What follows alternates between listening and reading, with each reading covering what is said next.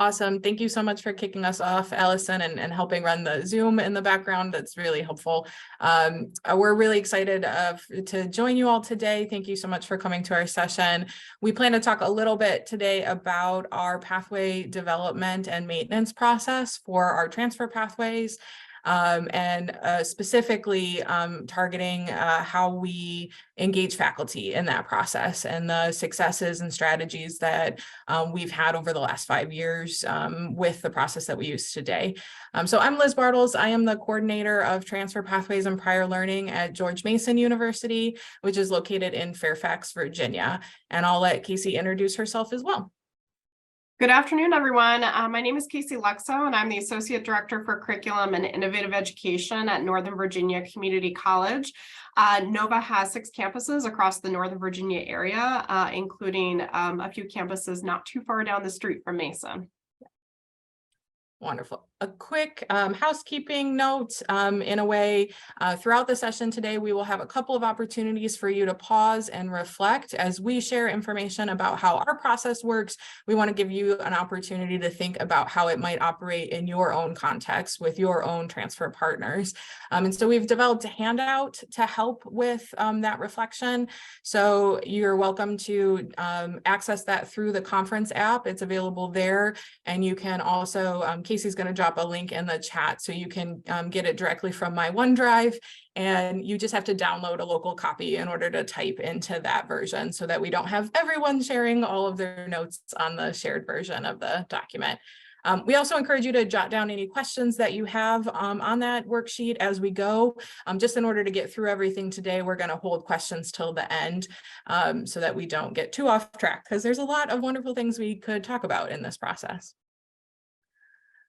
So to give you a little overview of our context, we wanted to start with helping folks understand how our pathways operate within our institutional and programmatic context. And so our pathways, our transfer guides, are developed for a program called Advance, which is a NOVA Mason partnership, in which students are duly admitted to both NOVA and Mason.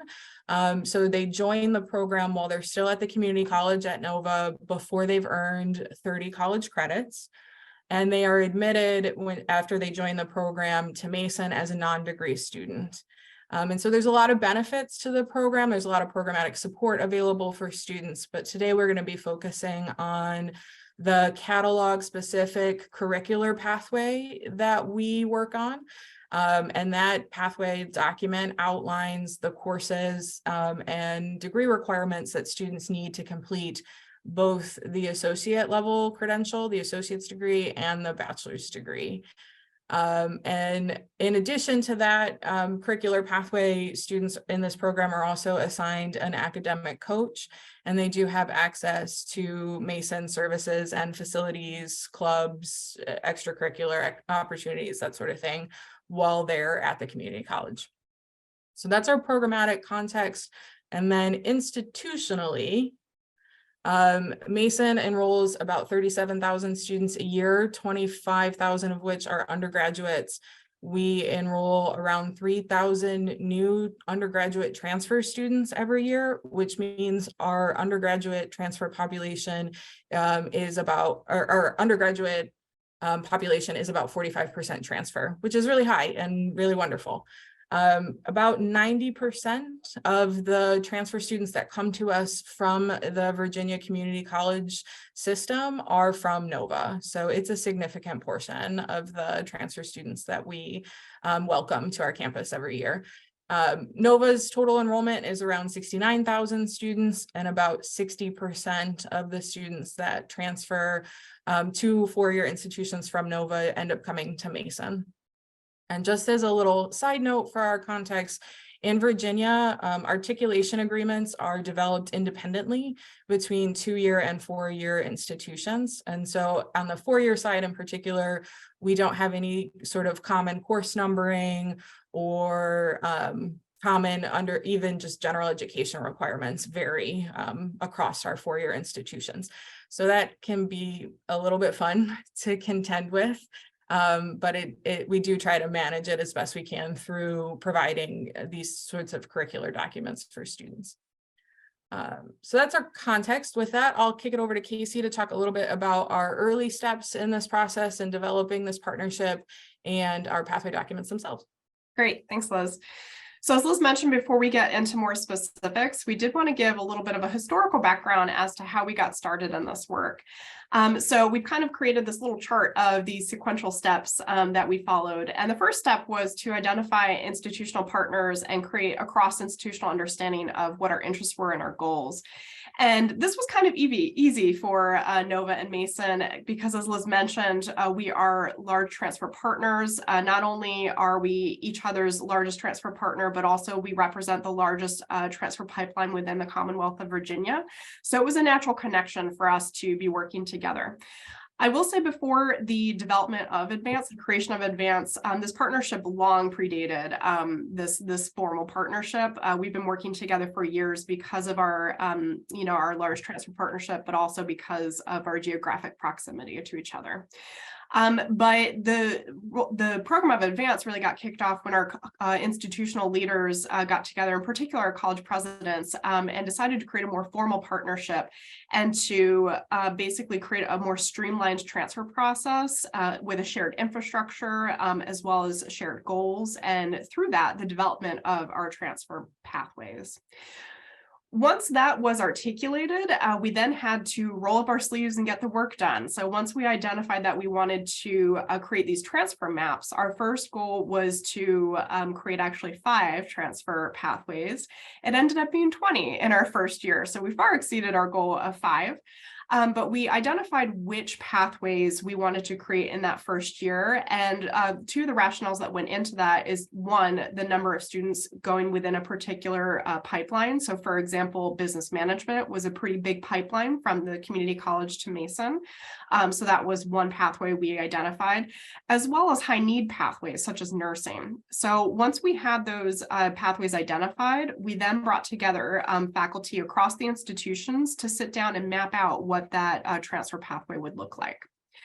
Once that work was done and the infrastructure was created, it was communicate, not only to stakeholders, such as our high school partners and our advisors, to make sure that everyone was in the know about this new advanced program and our transfer partnerships. But I remember when I started at Nova, seeing billboards and buses with advertisements on Advance. So I was really making sure that students knew about this opportunity as well. From there, once we had a solid process established, we scaled up efforts. And so if you are interested in going down this path, scaling up might look different for you. It might be adding institutional partners. It might be adding the number of transfer pathways. For Advance, we ended up going from 20 pathways in year 1 to 100 in year 2. Don't know if I recommend scaling up that quickly, but that was what scaling up looked like for us. And then each year we assess and refine the process. We basically take a step back and ask ourselves, what can we do better? What little tweaks can we make in these transfer pathways to make them even better for students? So with that, we're going to take our first pause and reflect. So if we can go to the next slide, Liz. Yep. Great. So we're just going to take about a minute and a half to 2 minutes. And if you want to jot down your reflections on these questions that you see on the screen here, you can feel free to use the handout that we provided, or if you just want to jot down a couple notes on a piece of paper. But basically, we want you to reflect on, do you have transfer partnerships already established? If not, then how do you think you'd begin identifying those partners and building those relationships? And if you already have transfer partners, what opportunities do you think exist to strengthen those partnerships? So I'm just going to give folks about a minute and a half to 2 minutes to just pause and reflect on your own, and then we'll move on to more specifics about our pathways. All right. Well, hopefully you had some good thoughts to jot down. Keep those handy because you might want to refer to those when we get to our activity a little bit later today.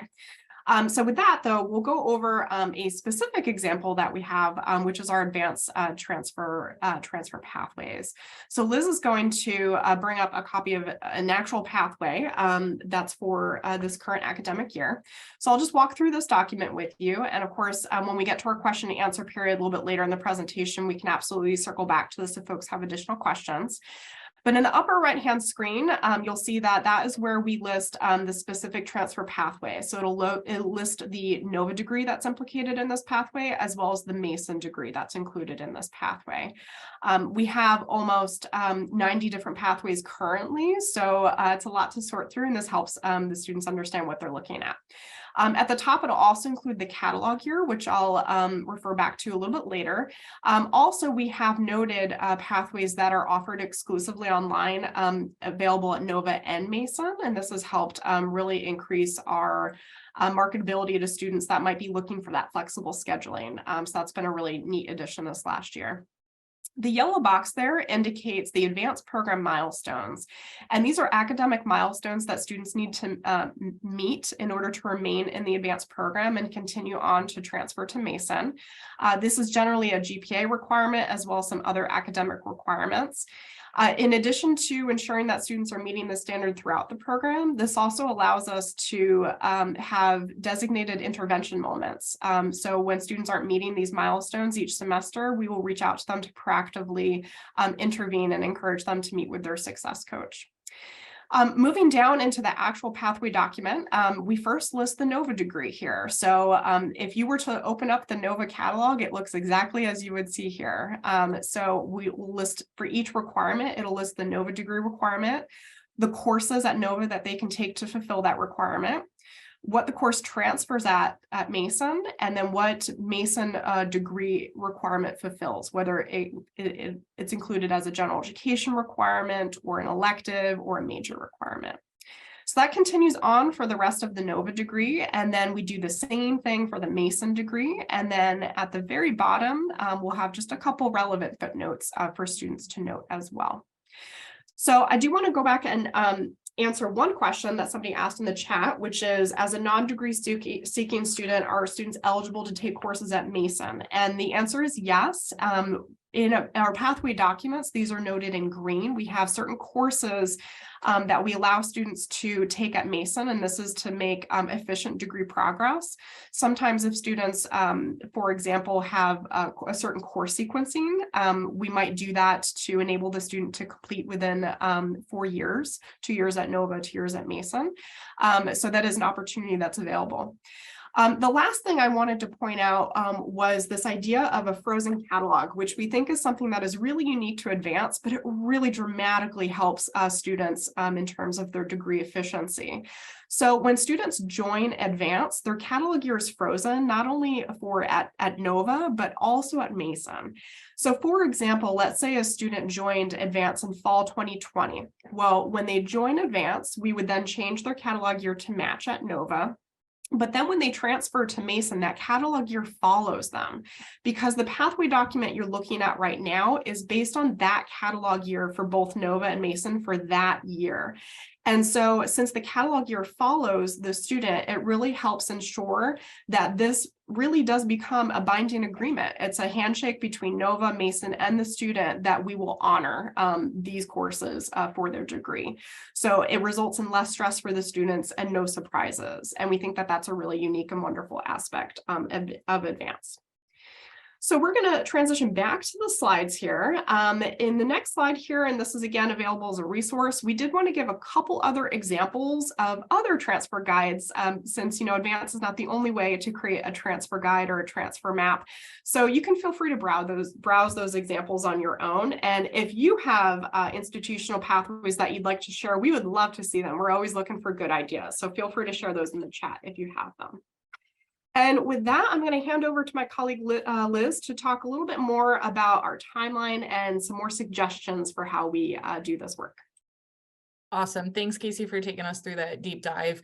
In the interest of time, I'll walk through this a little bit quickly, and we're always happy to address things in the Q&A. But on the screen now is a table that shows our review and approval cycle for the pathway documents. And as you can see, it is a 9-month-long cycle that starts in October and finishes in June. It does take yearly engagement from the faculty and year-round engagement from dedicated transfer staff to manage. But the reason that we do it this way, instead of waiting instead of waiting till the end of the catalog cycle to create our pathway documents, is that it allows us to address issues that come up from curriculum changes on either side while they're happening. And so that it allows us to be more proactive in keeping the pathways as efficient as possible for students. So the cycle kicks off with what we call the Academic Summit in mid-October.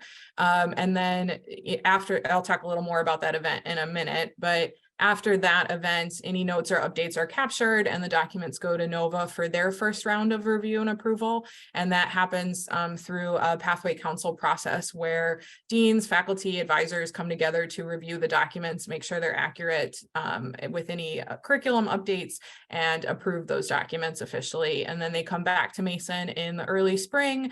And by the end of this spring semester, Mason walks through a similar process where faculty in the individual departments are reviewing and approving the documents for accuracy. And that ties into that idea that we will honor the pathway that the student signed when they started in the program, because we have faculty who have approved and attested that it's accurate, and that if there is an error, that it will be resolved for the student. We don't come across too many errors, thankfully. And so the faculty summit, the academic summit itself, is strategically placed in October, because that's when our faculty are starting to have internal discussions in their departments about curriculum updates for the next year. And so we want them thinking about transfer while they're doing that. And that event itself is an opportunity for 2- and 4-year faculty to come together. We've done it both virtually and in person. It works well in both formats, though faculty have expressed a slight preference for the in-person. But it's a chance for them to spend time with their NOVA colleagues to talk about issues and opportunities for both faculty and student engagement across disciplines. They talk about curriculum updates and course transferability. They review the pathway itself. They talk about patterns in students' experience or success. And really, the overarching result here is that it tends to build a lot of trust and cultivate relationships, especially through faculty turnover over time. It creates a system or an opportunity in which faculty know each other really well. And what we found over the last 5 years is that when they understand and have built that trust in those relationships, they're much more able to easily work through any kind of curriculum constraints, because they understand and trust the advice and the feedback that they're getting from their colleagues. So we do find the summit to be sort of the key element that keeps faculty engaged and coming back every year, ready to review pathways and participate in the process. During that event, faculty are provided with a draft of the pathway itself that's based on the prior year. And we give them a review checklist that draws their attention to elements of the pathway that they should be looking at, because as you saw, there's a lot of information on that document. It can be very easy to get lost when you're looking at it. And then we also have a facilitator or a note taker at each breakout table, which the faculty are broken out by discipline. And that person is generally an advisor or someone who has had advising experience in the past, because we definitely want that student experience voice to be part of the conversation. Even if we don't directly have students involved in that portion of the event, there are people at the table who know what it's like for students, and they're really that frontline staff that's engaged with students every day. So in addition, or actually we'll pause to reflect here just briefly. I think we'll only take a minute for this one in the interest of time, but we wanted to give you an opportunity to think about your own institutions and whether or not you have transfer guides already in place. If you don't, what interest or capacity exists for developing them? If you do have them, what needs are those documents serving and what needs are not being met? And then finally, we know that this work doesn't happen in a vacuum. Pathways don't work when they're siloed or separated from the rest of the curriculum development process. So who are your transfer champions? Who can you talk to? Who's the first person you think you could speak with about transfer pathway development if this is something you're interested in doing or enhancing in your own space? So we'll give folks about a minute or so to reflect. Excellent. And then next, we just wanted to share some of the factors that we know have influenced our success and have actually influenced the strategies that we use in doing this work. So as Casey mentioned before, we already had a really strong existing partnership. A lot of our faculty already knew each other and were already working together before Advance was developed. Often, it's not unusual for alumni of programs at Mason to be teaching at the community college as well. There's that high transfer traffic, the physical proximity of our campuses, where our two main campuses are about 5 miles apart. We had a lot of leadership support. And then in terms of how we scaled so quickly, I think we were able to leverage a little bit of FOMO, as the kids are saying these days, or fear of missing out. As we started to add pathways to the program and develop opportunities for students to pursue different majors, departments didn't want to get left behind. When they saw their colleagues in other departments within their college developing pathways, they wanted to get on the same train. So that was really helpful in terms of creating an atmosphere of yes, and an atmosphere of willingness to troubleshoot and engage in the process. Like I said, we have really engaged faculty on both sides. So most of the faculty know that they are teaching students who either want to transfer or have transferred. And so they definitely are dedicated to making that process as seamless as possible. And then we are lucky enough to have dedicated staff time to work on these pathways at both institutions, because it does take someone to project manage the whole affair. And so in terms of our lessons learned, I think that's the key. Top one we have on the list here is that project management does require a significant time investment. So we describe this process as faculty-led, in that our faculty have the ultimate decision-making over curriculum, obviously, but then also how it's expressed on the pathway and what students take at the community college versus at the four-year institution. But despite it being faculty-led, it still requires staff to move the pathways through the process, especially when you have almost 90 of them to manage. Having clear guidelines for what you want your pathways to accomplish and a specific timeline for updates to them is really important to keep things going year over year. Without that really clear guidelines and the timeline established, it's easy for things to fall apart after the first or second year. We've also learned that the document clarity requires considerable refinement. So if you look back in our archive at some of our older pathways, you'll see that they looked a little, we've gone through a couple different iterations of look and feel. And I think we've gotten it in the last couple of years to a more refined place that's a little less noisy than some of the earlier iterations. As we've discussed throughout, the faculty engagement is just absolutely key to collaboration and troubleshooting, because as the authors of curriculum on both sides, they're the ones who are able to cut through any issues and really come up with the most creative and direct solutions. And then lastly, we launch a survey every year with students in the program, and their feedback has been that year over year has been that the pathway document itself and the academic coach that they work with are the two most beneficial elements of the program. It's the things that they say are most useful to them. So with that, I'll turn it back over to Casey to talk about the engagement activity. Awesome. Thanks, Liz. And we are going to kick off into engagement activity, but Liz and I did think it might be helpful to answer some of the questions in the chat right now, and then we'll go into the breakout rooms, and then we'll come back again if there's any final questions. So I'll just kind of tick off some of the questions here. So one question from Teresa is, who is the campus leadership that plans and convenes the summit? I will say you were looking at them. It's me and Liz. So Liz mentioned that having dedicated staff at both institutions is key. Liz and I represent, we're both employees at our respective institutions, but we do have a certain amount of our time that is dedicated to Advance. And so Liz and I are kind of one linchpin in this entire process that kind of keeps the work moving forward. And part of that is convening the summit. So we help drive the agenda creation, making sure that the logistics get done, and send out invitations, work with faculty, It's also a kind of a matching activity because we want faculty at the summit that are from shared departments. So if history at Nova RSVPs that they're going to come, but we haven't heard from Mason, we'll reach out to them and, make sure we have departments together. So we do, a lot of planning behind the scenes in that way. We also engage, however, our institutional leaders, such as our advanced director, as well as academic affairs at both institutions that give feedback on the agenda for the day.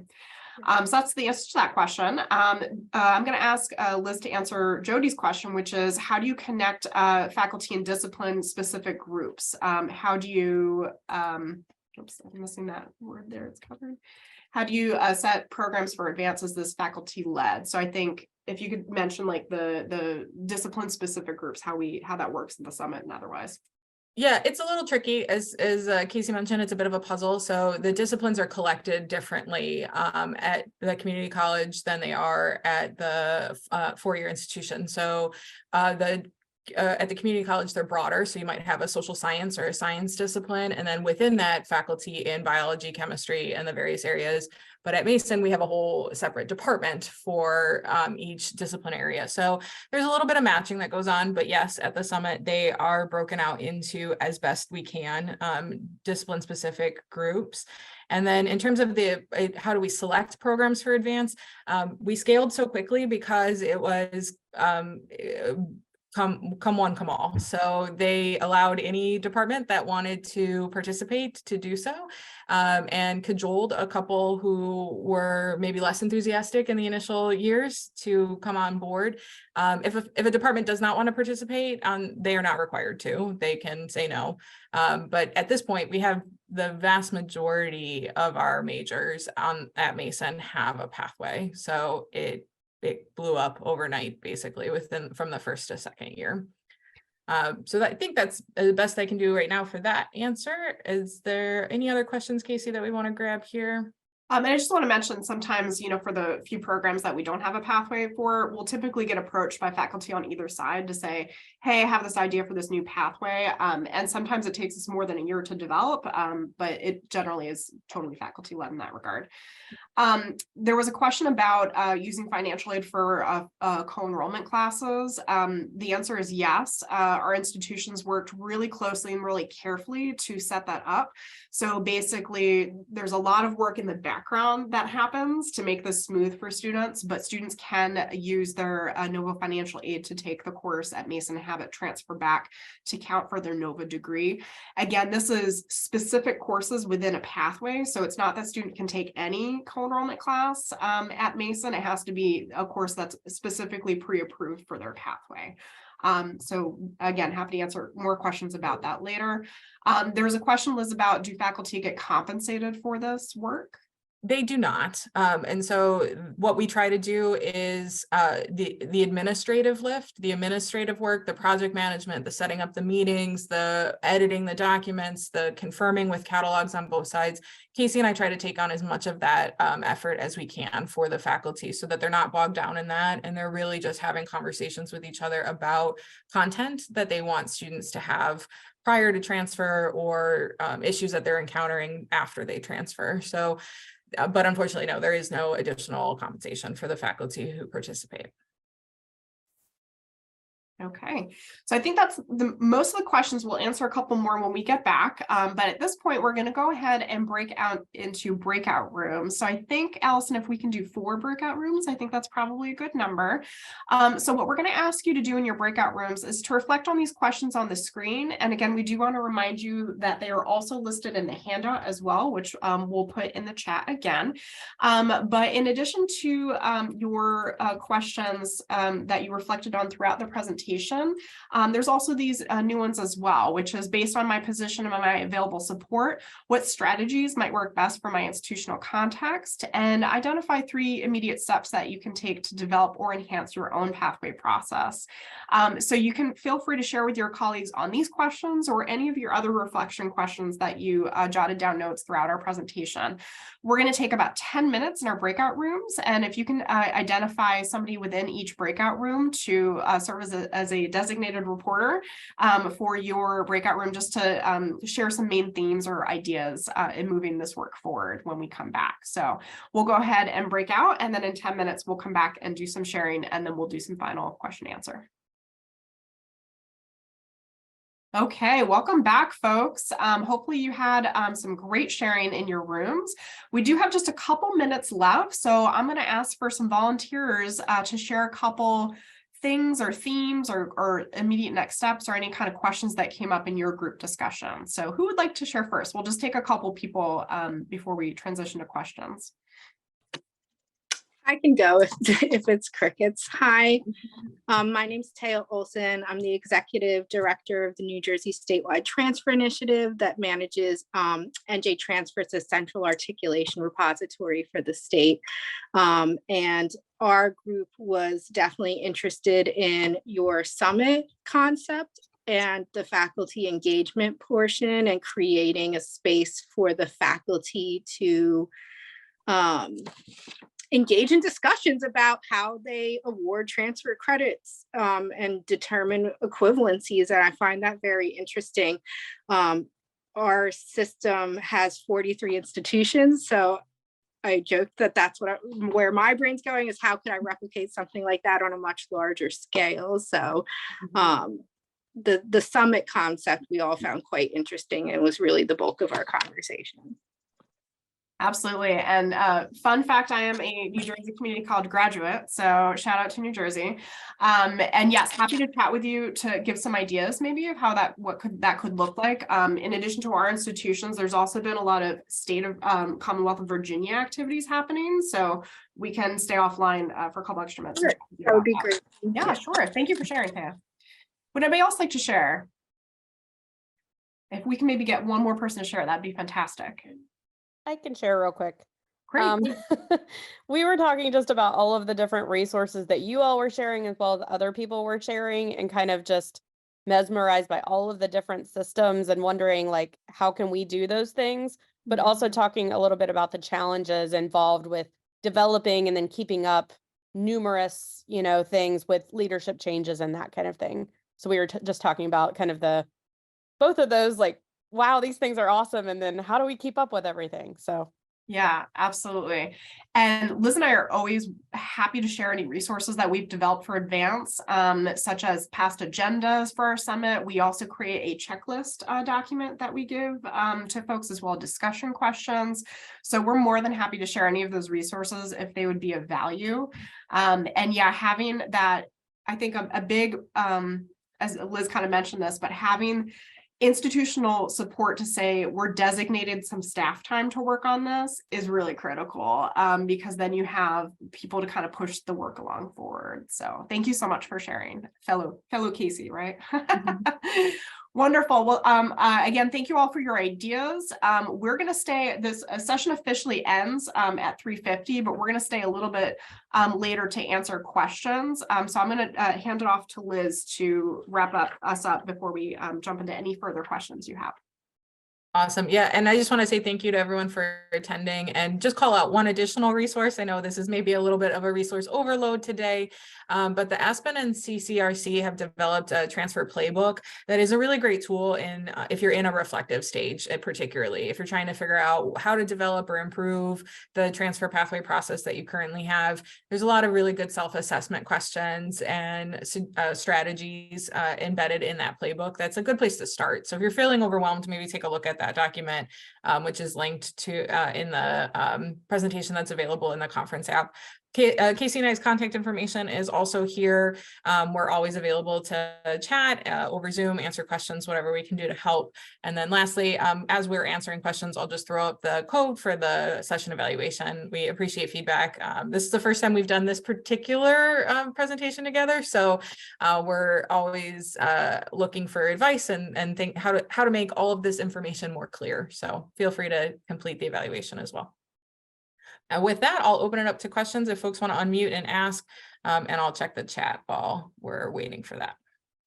And while folks might be thinking, I did want to circle back to one question, which is, in regards to how financial aid works for co-enrollment, I'll talk about it in broad terms, but if you have additional questions, I'd probably defer you to our financial aid contact who works on this.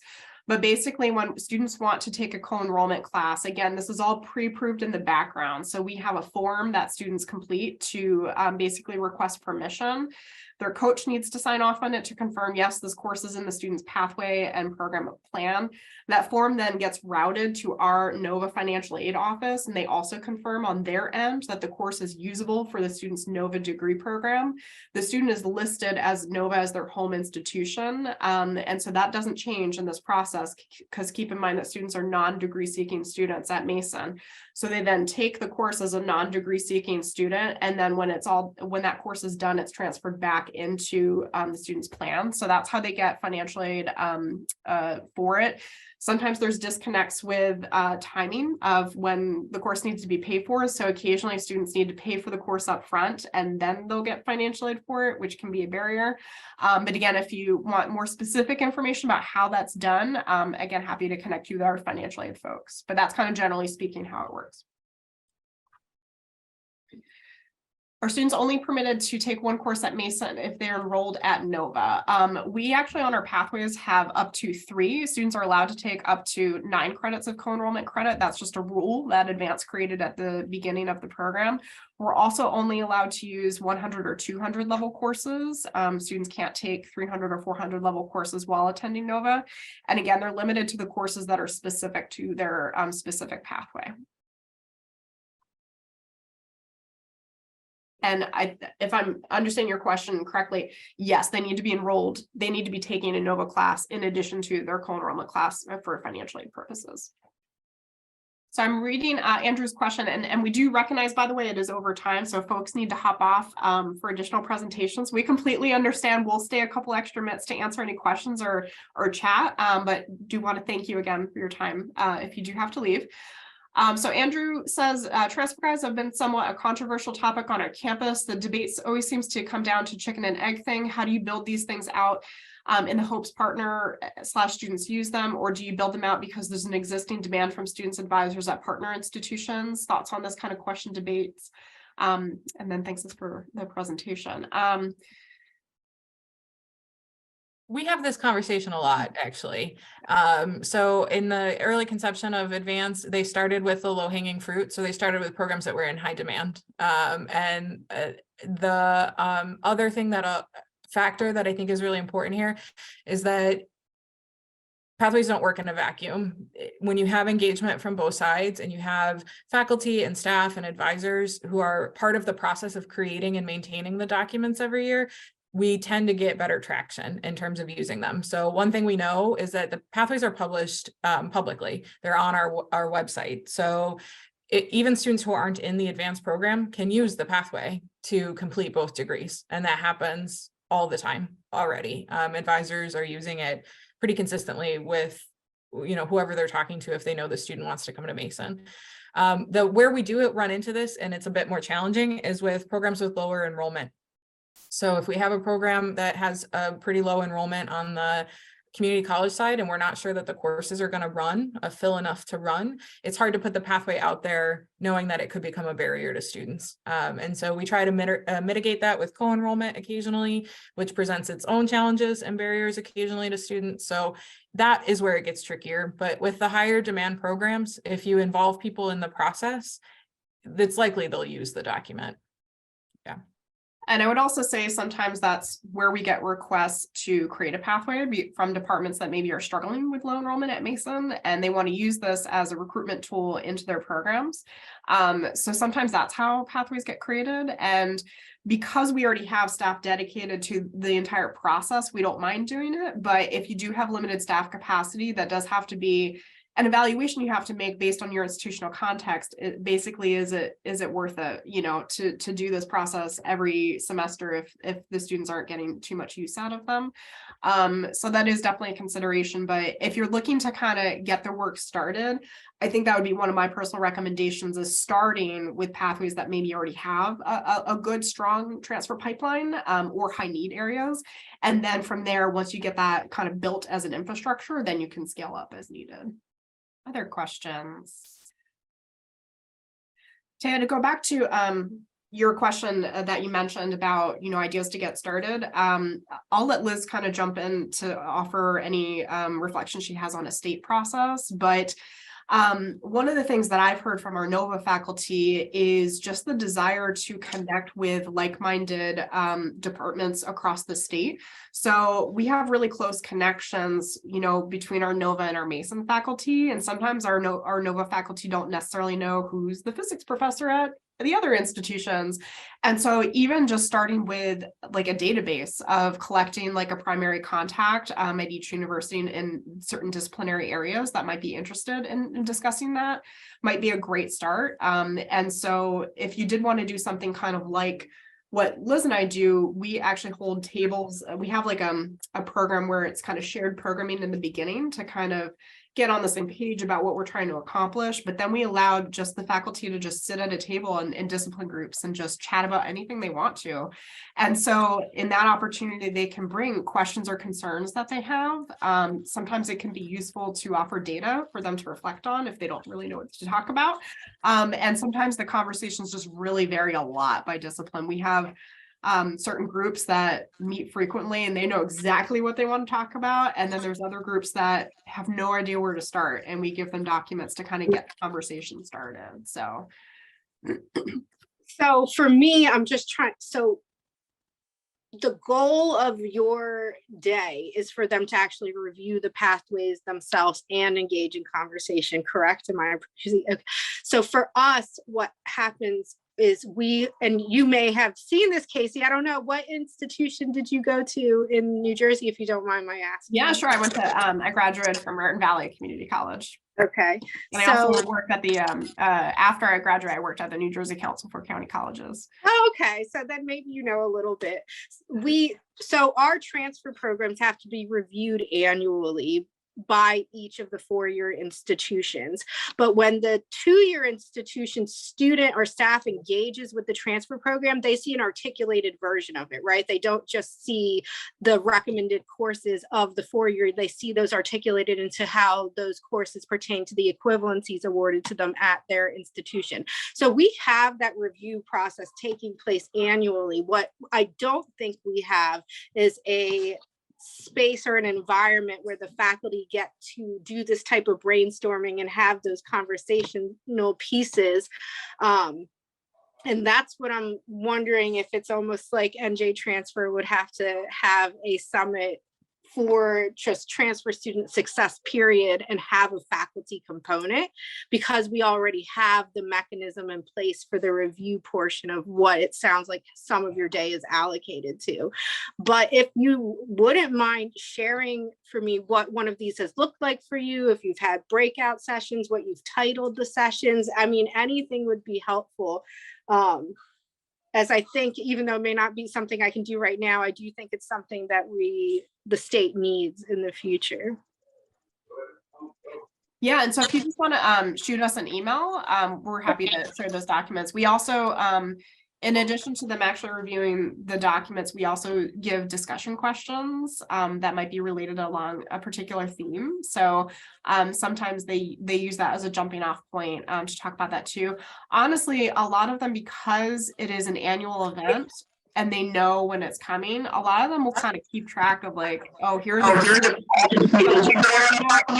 and so, sometimes they come in with their own list, and it might be maybe courses that they had questions about, or like even resources in like classes. So sometimes it's not even related to the transfer pathway, but it's just like cross-institutional discussion. And we find that very fruitful because, again, it's cultivating that trust and relationship with the faculty over time.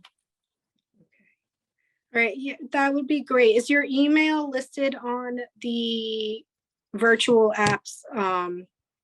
Yes, the virtual app should have all of the presenter information for everyone who is hosting a session this time. So unfortunately, I do have to end the meeting since I am hosting one of the next ones. So thank you so much, everyone, for being here. Definitely keep this conversation going offline.